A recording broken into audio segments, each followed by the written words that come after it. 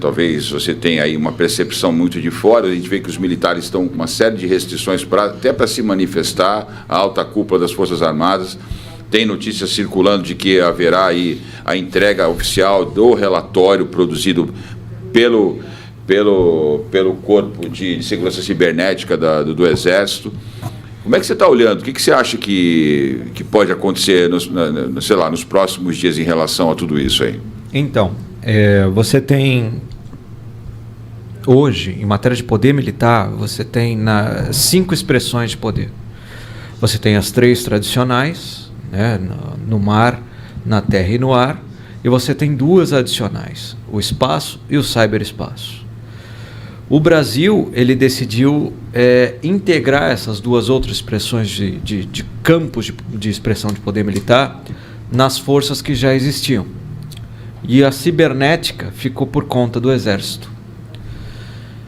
O Exército, por sua vez, diante de um clamor que não vem de agora, né? Veja-se, o Rodrigo colocou bem, eu não sei se ele mencionou, mas eu acho que ele mencionou, quando o PSDB levantou a segurança do sistema eletrônico de votação pela primeira vez na eleição da Dilma. E ele tentou auditar e não auditou o ecossistema todo. Naquilo que ele auditou, ele viu, olha, estou satisfeito.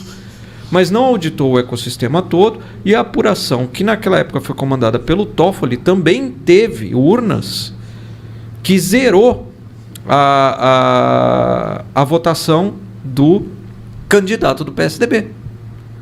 Só deu voto para o candidato do PT, para a candidata do PT. Então, e várias aconteciam, e os funcionários tiravam foto, por quê? Porque a apuração foi a portas fechadas. Também teve isso.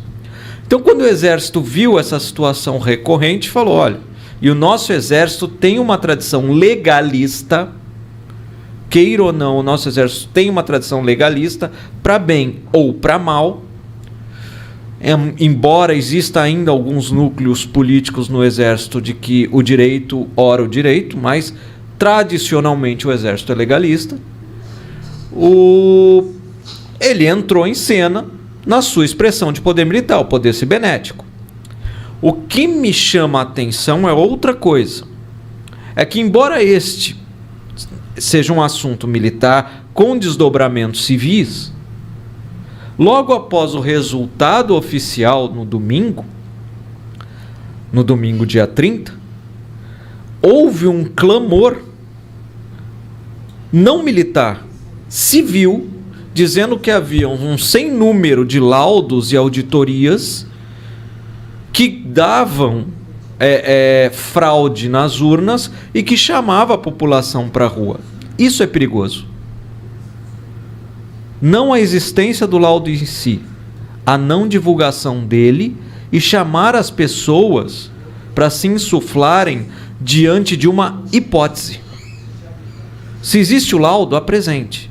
Se existe a fraude, mostre. Deixe as pessoas olharem, julgarem, criticarem e aí sim partirem para a sua opção, que seja o enfrentamento, que seja a intelectualização, que seja um debate mais físico, que seja o que for, mais instruída, e não chamar como massa de manobra.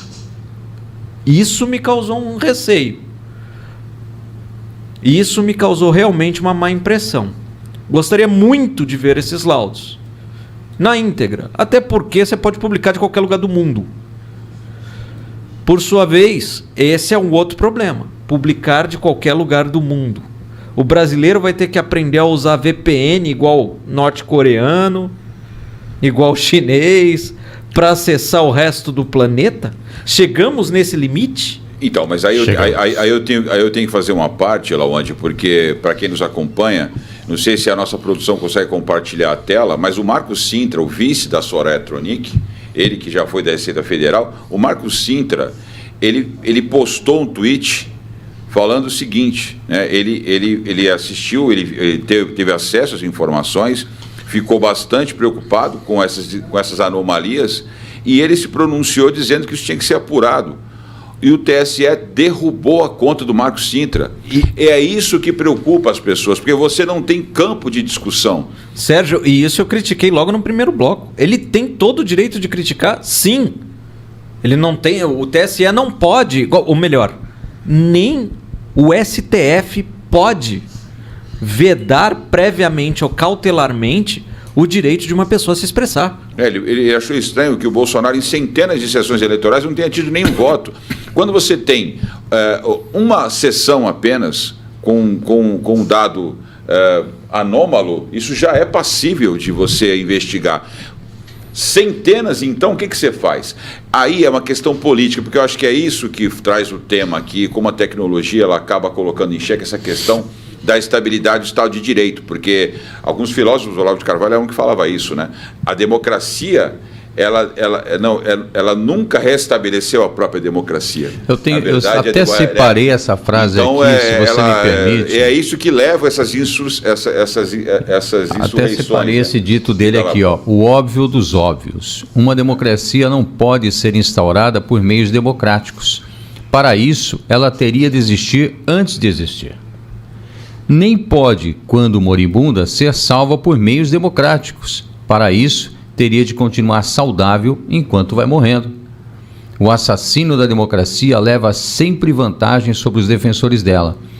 Ele vai suprimindo os meios de ação democráticos e quando alguém tenta salvar a democracia por outros meios, os únicos possíveis, ele o acusa de antidemocrático. E é o que está acontecendo. É assim que os mais pérfidos inimigos da democracia posam de supremos heróis da vida democrática, e que falou isso há bastante tempo e nem se referia aí ao atual momento. Que é a minha segunda má impressão.